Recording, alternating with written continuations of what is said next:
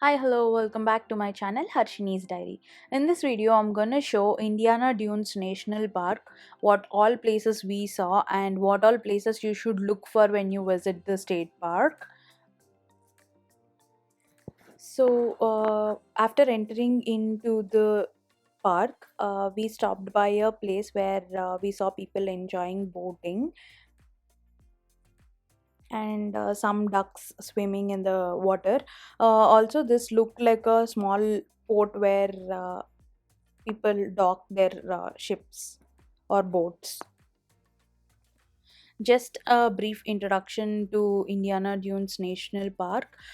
This national park is located at the southern shore of Lake Michigan, and whether you enjoy scouting of rare species of birds or flying kites on the sandy beach, this national park of 15,000 acres will continually enchant you.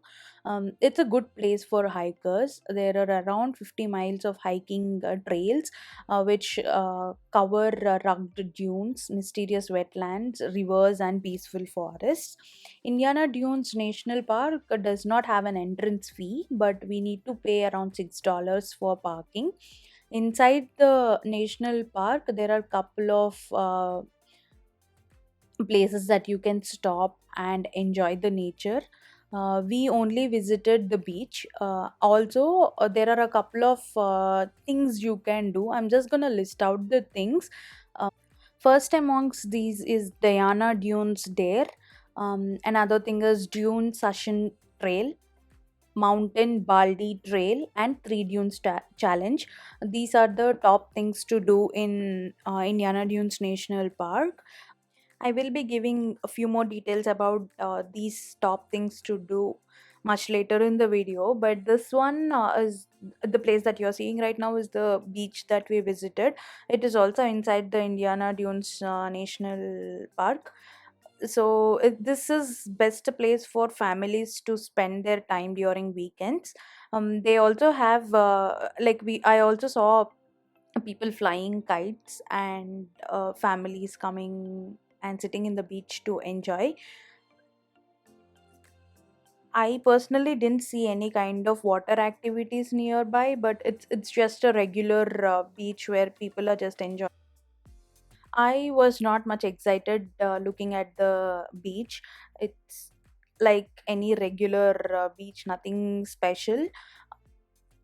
Maybe if if we would have done any one of the things to do like I mentioned earlier, then we would have had a different experience, but we didn't have time to do any hiking or walk through any trail. So we just spent some time near the beach and headed back to our room.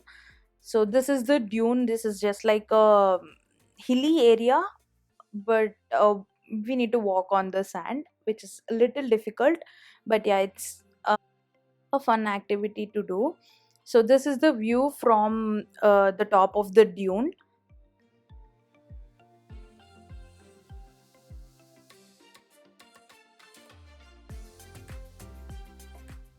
So there is one place beside this beach, which is called Devil's Slide. It is also like a slope area where we'll be on the top and we'll have to down the slope in order for us to reach the parking area. So this is the way to go to the Devil's Slide from the sand dune that I showed earlier. This path is very good. It has all greenery all around, and it's very peaceful to walk through this path. It's very small. I think it will be around zero point 0.1 or zero point 0.2 miles. Um,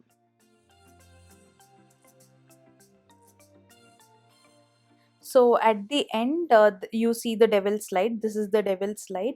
It's just like a steep slope to reach the parking lot. On one side, you see the Devil's Slide. On the other side, you see a forest with greenery all around. We spent around 1 2 hours near the beach and then headed back to nature center. This nature center has the history of Indiana Dunes National Park and also a few species, not the real ones, but just like a museum kind of. While you look at what all are there inside the nature center, I'm going to talk about the Diana Dunes there. Like I mentioned, it's a hiking challenge kind of trail. It has a ghosty story behind it. So the story behind it is, in short, an advocate named Alice Mabel Gray, also known as Diana of Dunes, she hiked and lived in the dunes on her own in an abandoned shanty for over 9 years in the early 1900s, and took an interest in the history, ecology, and the preservation of Indiana dunes. It is a 1.5 mile trail.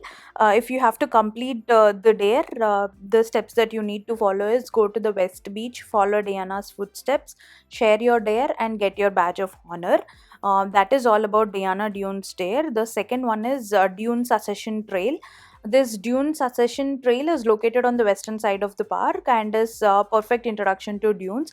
This is a zero point 0.9 mile moderate hike, takes you down by the lake through the sand, up 270 stairs, and through a forest to truly highlight the diverse terrain in this park.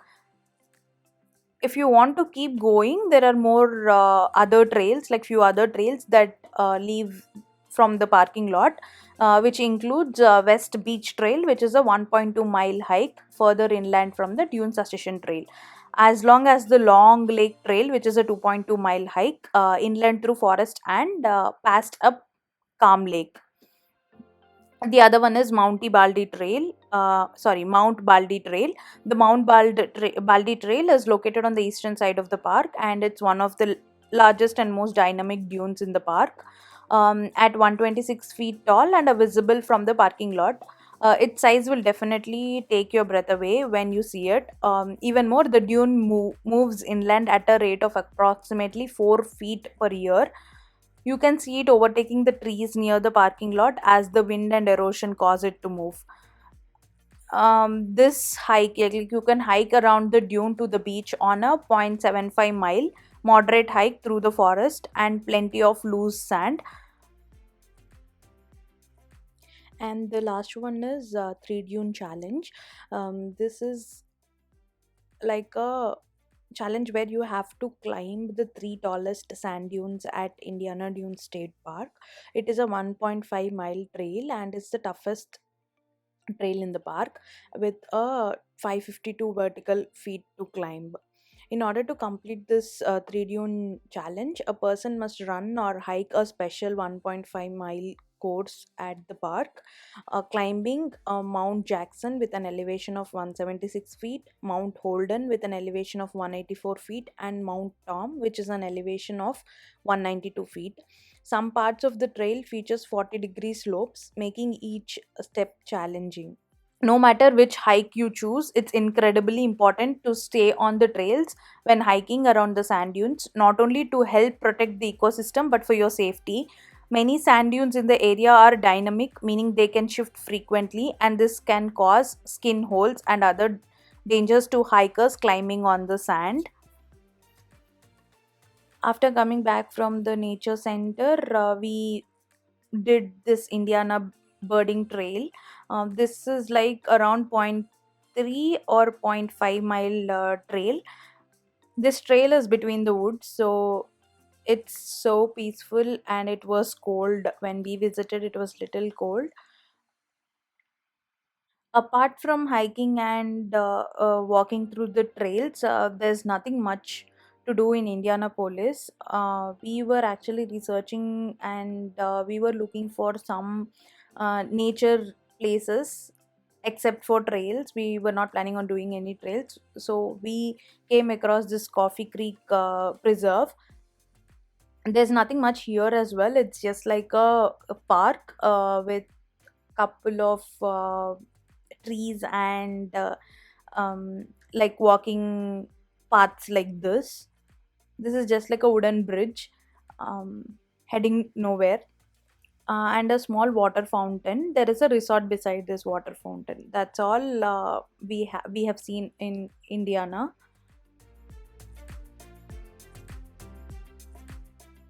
Finally, a few tips if you're planning on doing any hiking in Indiana Dunes National Park. First thing is, walking through sand is much more strenuous than many think. So it's important to stay hydrated and bring lots of water when you're planning on doing a hike, and also carry some high energy snacks so that you can spend longer time hiking.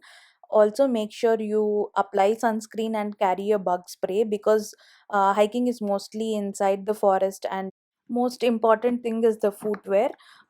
Make sure you carry proper footwear, and also it is suggested to go barefoot if you are doing a shorter hikes. That's all for this video. Hope you liked watching this video. Please do like, share, and subscribe to my channel for more interesting updates. Also, don't forget to hit this notification symbol so that you don't miss any update from me. Thank you.